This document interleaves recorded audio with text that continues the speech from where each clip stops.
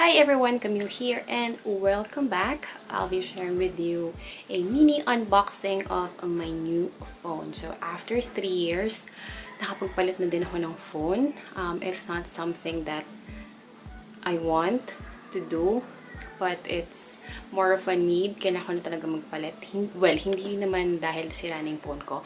Okay pa naman yung 6S Plus ko, but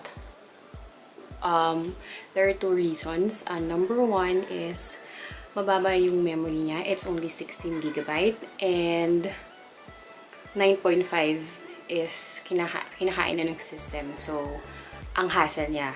And then, second is ang baba ng mobile data, which is only 3GB. So, yun. Okay pa naman siya, but although yung battery niya is medyo hindi na magaling performance. Mabilis na siyang mag-lowbat. And, yun. 3 years na sa akin tong phone na to. And, sobrang dami na rin yung memories with me. So, medyo mahirap. Ang drama. Well, anyway. So, yun. Let's start with the unboxing. Okay. So, yung old phone ko is iPhone 6S Plus, and initially I wanted to switch to another brand of phone.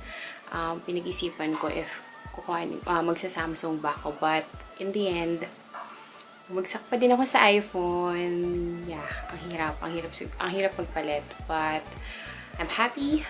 So far, I'm happy naman with my purchase. And guess what model yung kinuha ko. Anyway, it's iPhone XR. It's cheaper than the Max and the S, which is yung halaga niya is makakabili ka na ng laptop, and that's not practical for me. So for this one kasi nag-recontract lang ako ng line. So 1.4 something yung kinuha kong line, and then kinuha kong plan, and then nag-cash out ako ng 34,200 for this one. But compared naman with the Max and the S na 50 or 60,000 pesos siya. So masyado na siyang malaki for my budget. So I settled with this one, and okay naman siya. Okay naman yung mga reviews. Wala naman din sa akin. Kaso if yung LCD ata nito iba from the other two, pero hindi naman siya issue sa akin. So, okay. So, I got the black one. Medyo para kasing laruan yung other colors, but they look nice. It comes in 6 colors. So, I got the black one. So, this is what the box looks like. Okay, yan. Yung typical na packaging ng iPhone phones ng iPhones. So, buksan natin, okay? And on top of it, on top of the phone, okay, is parang ano ba to? What's this? Okay. Yung pang pin for the SIM card, yung nilagyan ng SIM cards. And then Apple stickers, and then the user guide. Okay, so meron din maliit na paper. I think ito lang yung bagong features for the new phone. Okay, and then this is the phone. Natanggal ko na yung plastic niya kasi nga may kailangan gawin si ate dun sa aking phone. So, before we get to this, let's get to the accessories muna. So, meron akong plug, and then the earphones, and then the cord. So, yun lang. Wala na ibang mga cheche-boreche. I think nag-cost cutting ata si iPhone.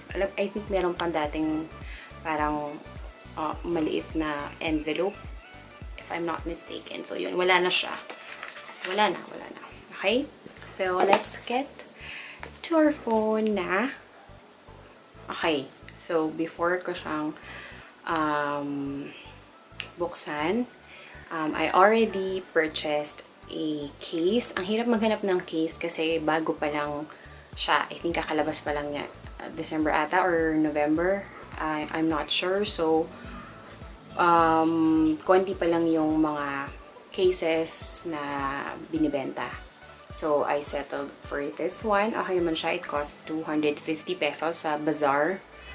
So, ano muna natin siya. Wait. Ito pala.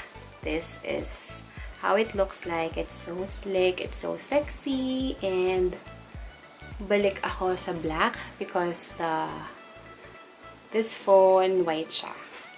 Okay? So, yon. Medyo maliit siya. Yeah. Maliit siya ng konti sa 6S Plus. Pero, parang, yung weight niya is, parang same lang. I think. Yeah. And mas madali siyang hawakan. Not like this na medyo wide. And minsan, nangangalay na yung phone ko pag matagal ko na siyang hawakan. I think this one is manageable naman. Maayos naman siya. So, lagay muna natin yung casing kasi baka malaglag ko siya. Mahirap na, bago pa lang. So, ito yung mga bago niyang features. So, yun. Pataas. Since, nakakapanibago na wala yung home button dito. But, masasanay din tayo, diba? So, meron na akong passcode. Okay. Yan. Open na. Open ko na. Hindi ko pa talaga siya masyadong nalalaro or hindi pa rin ako nakakapag download ng mga apps. Yung ano pa lang, Grab, Messenger, and Viber pa lang. So, yun. Let's start setting it up. Hindi ko pa siya fully nasi-set up because gusto ko nga munang gawin tong unboxing na to. Okay? So, let's finish our iPhone settings. This one, yung Face ID. Okay?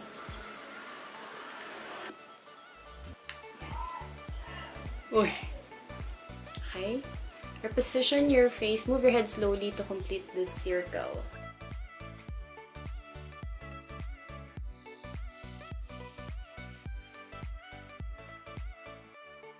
Ay, ang arte. May pag-ganun pa. Pa-side. Okay. First Face ID scan complete. And then, press continue.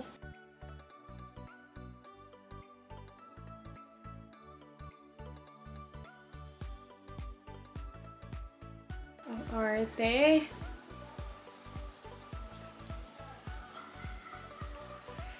Face ID is now set up. Okay. Press continue. And we're all set, I think. Sobrang excited akong gamitin yung camera. So, let's try it. Okay. Picture tayo. By the way, unlike the Max and the S, and I think the X, dalawa yung camera niya. But for XR, isa lang siya. But, meron naman ng portrait. Yan. Meron ng portrait. Ang ingay ng aso. Oh my God. Talaga ba?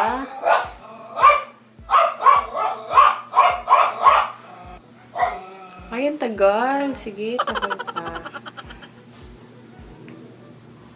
Okay, tumahimik na yung aso. Okay, so, let's continue with our video. So, meron naman din siyang, oh my God.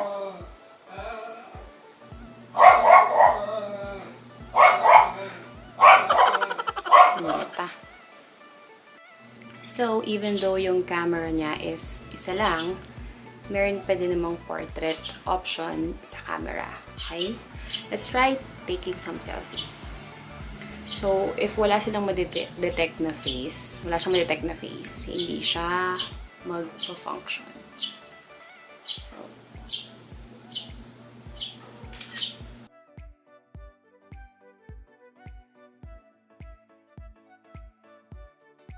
issue ko lang with this one is pag may gamit kang mirrorless or any DSLR, hindi naman talaga siya sobrang nagiging ganyan ka-blurred kapag masyadong malapit sa yung background. So, parang ang fake niya tingnan. But anyway, Okay naman yung megapixels. Mas klaro, I think. Oh, mas klaro compared sa 6S Plus. But I think it doesn't matter because at the end of the day, yung kumukuha pa din, di ba? Kung paano ka kumuha ng picture. Yung ikagaganda ng photo mo. Anyway, so I received an email from Apple. So, let's see yung mga features. Let's explore this phone now. Okay, first, a few basics. So, ang control center niya, imbis na katulad dito, itataas natin. For this one, dito siya sa right. Okay, andyan yung mga shortcuts mo. Switch apps or close an app to swipe up and hold. Paano yun? Ayun. Okay, so yan. Mag-switch ka or tatanggalin mo yung mga apps na naka-open. Ang dami pa nakamukas. Switch between apps. Ganun lang din. Okay.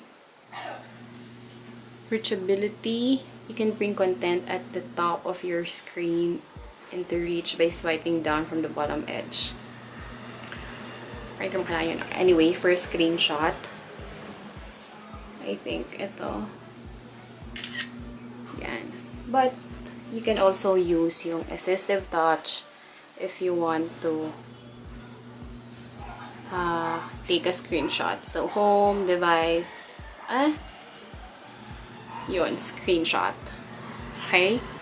Emergency SOS, press and hold the side button and either volume button. Okay, so either dito sa volume and then ito sa on and off. So, ganun lang. Press. So, make your face your password. So, already set up na siya. Paano ba yun? Okay. Oh.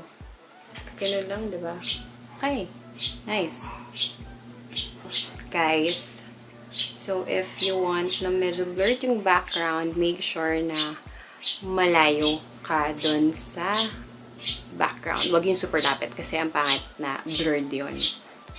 Tapos sobrang lapit mo. Parang ito lang yung background. Hindi siya realistic. Wow! Kala mo namang professional photographer. But anyway, just a tip. And you can also make your own memoji. I haven't tried that yet. So, paano ba to?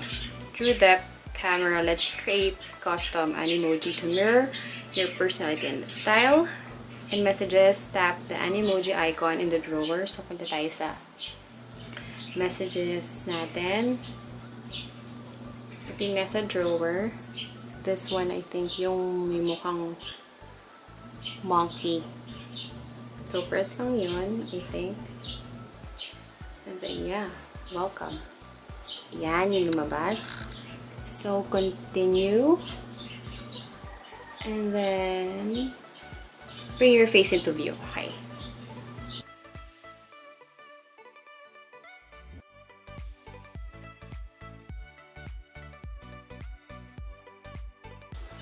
Make your own. Doon pala dapat tayo. So, get started.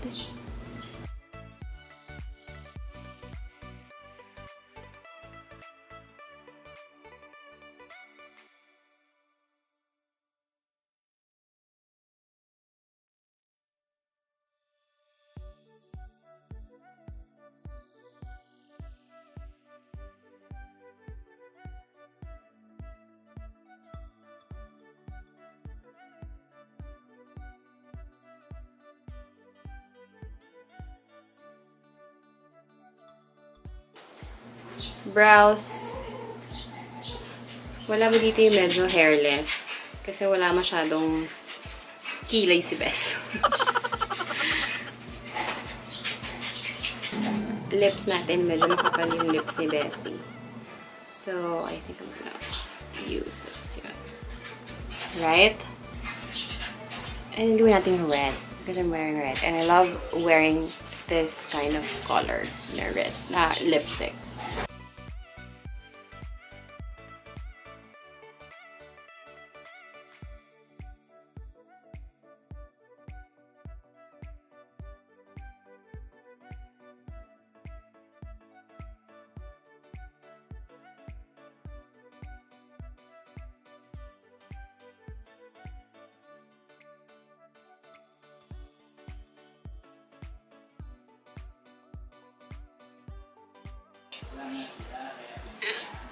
Wow, this is so cute. Galing naman. Hi. Annyeong!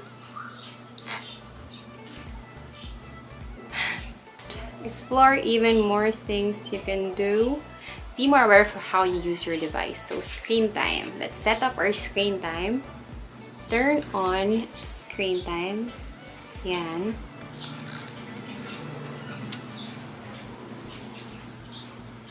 Okay, now you can get a report about how you use your device, apps, and websites anytime you want. I will be doing a vlog using this phone, so I will add this here sa video, and as well as I will post some photos yung outside nakuha para mas makita nyo kung ano yung itsura ng mga photos. Okay? And that's it for today, guys. Thank you so much for watching. I hope you guys enjoyed watching the video. Please don't forget to like, subscribe, and follow me on my other social media accounts. It's Camille, and I hope to see you guys on my next video. Bye! So, I will try to vlog using this phone, and para makita natin kung anong quality ng video niya. I'm inside the house, so ito yung itsura niya kapag hindi masyadong okay yung lighting. But, yeah. This is my outfit for today. So, pupunta kaming office warehouse, and then sasamahan namin si titang magpagupit.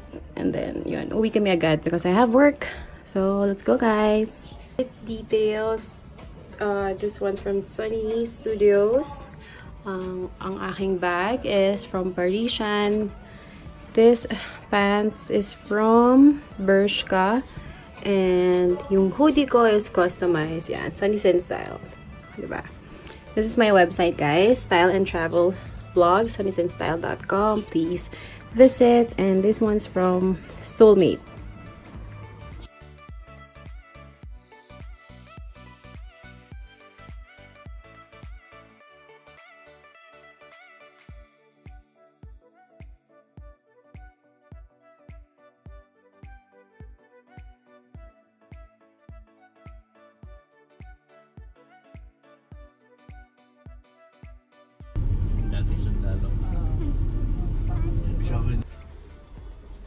So, mukhang ito yung hinahanap namin. Craft paper, I think.